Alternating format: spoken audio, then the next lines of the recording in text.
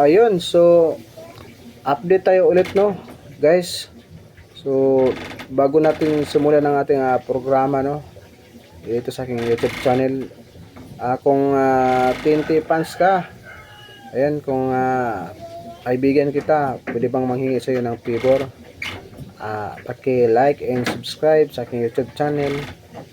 Malaking maitulong na po yan para mas lalo tayong i-recommend ni YouTube sa bawat upload natin, guys. Ayun, so nagsilabasan na talaga, no, ang mga humor, no, tungkol kay Troy Rosario, kahit pa hindi pa siya official nakapirma ng kontrata sa alimang koponan na gusto niyang salihan.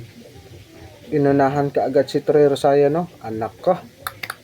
At hindi talaga itong mga naggawa ng mga content para pang mataas na views lang, no.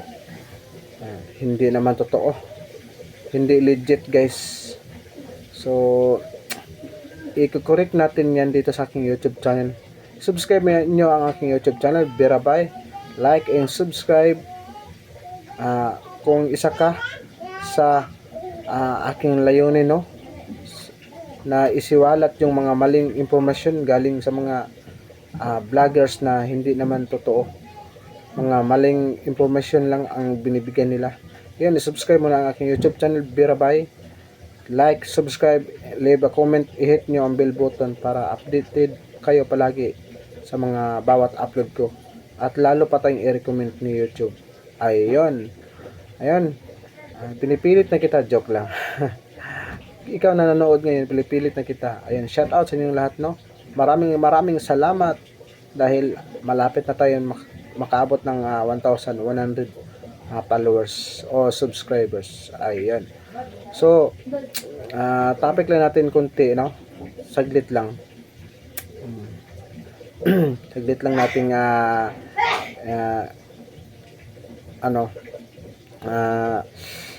yung mga sinabi ni Isno Badwa. Alam ba ninyo, guys, na itong si Isno Badwa ay hindi naman legit yan na na hindi kagaya sa ESPN na talagang legit yung mga balita. Kay Isno Badwa, hindi ko naman sinasabi na hindi totoo yung mga balita niya, pero karamihan sa kanyang mga sinasabi, guys, lahat mga humor pa lang. Mapipik news tayo pag kaagad tayong maniwala sa kanya, no. Oo. So kahit mayroon siyang mga kakilala dyan sa loob, hindi naman lahat sinasabi sa kanya. Sino ba siya, no?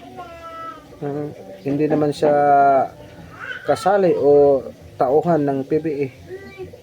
Oo. Siya lang po ay isang tumitiligsa sa mga nagsilakihang mga ulo na player sa PBA, no? Ayan.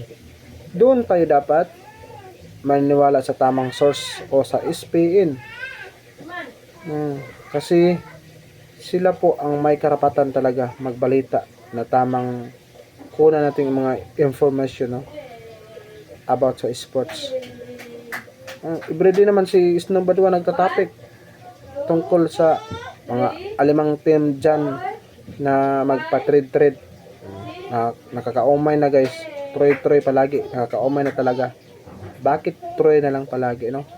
Sino ba naman si Troy na palagi natin itatapik, no? Hindi naman siya kalakasan na player, eh. Mas magaling pa nga sa kanya si Christian nandun sa Terraperma. Sayang lang, na-trade ng Barangay Hinebra sa Terraperma kapalit itong injury prone na si Isaac Go. Ayun.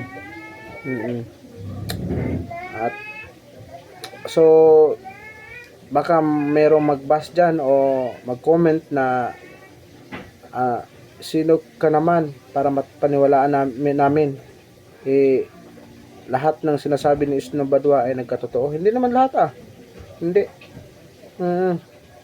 Siguro magaling manghula si Isno Badwa, no. Ayan.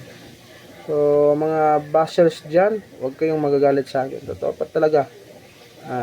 Huwag tayo kaagad maniwala no, sa mga balita galing kay Snow Badua. Hindi naman totoo yun.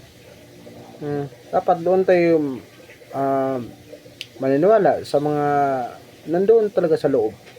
Kagaya ni manager ng TNT Katropa, si yung dating coach nila, kalimutan ko yun. Oo. Talagang tinanggihan na ni Troy ang offer no ng TNT sa kanya. Pero wala pa naman siyang kupunan talaga na kanyang napili talaga. I mean, wala pa talaga siyang napiling kupunan na guys na kanyang pipirmahan na para doon siya maglaro. Wala pa talaga, wala pa. Kahit saan yung Google o anong mga social platform nyo hanapin, wala pa talaga guys. Yung mga marami dyan, ano lang yan sila, mga fake news or mga sabi-sabi lang. Ito pa nga isa, yung point guard ng Meralco, Crisnel Sam ay mapupunta daw sa TNT. Marami naman silang point guard. Diyan pa si Renan Batak, Jason Castro. Bakit kukunin ng TNT yan? No? Ito siguro si Robert Bolig ay mapupunta ng Meralco. Kapalit itong si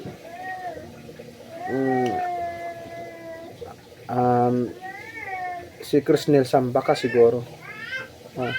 Sila lang ang nagkapalitan. Ang team ni MVP. Oo. Yun guys. So, yun. Kinikore ko lang ang mga maling balita, no?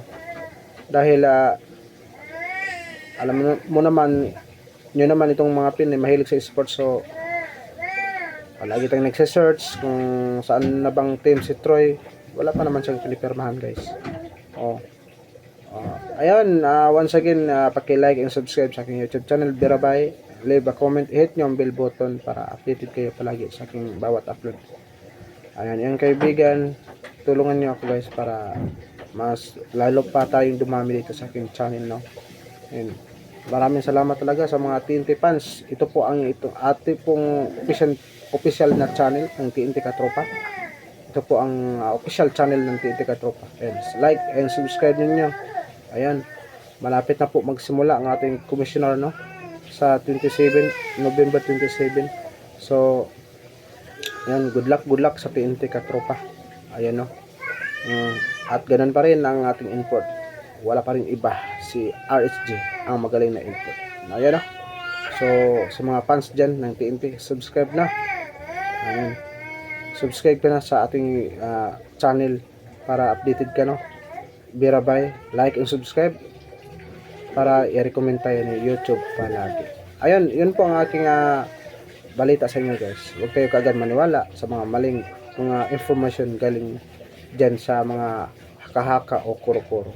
Ayun, bye-bye and magandang araw.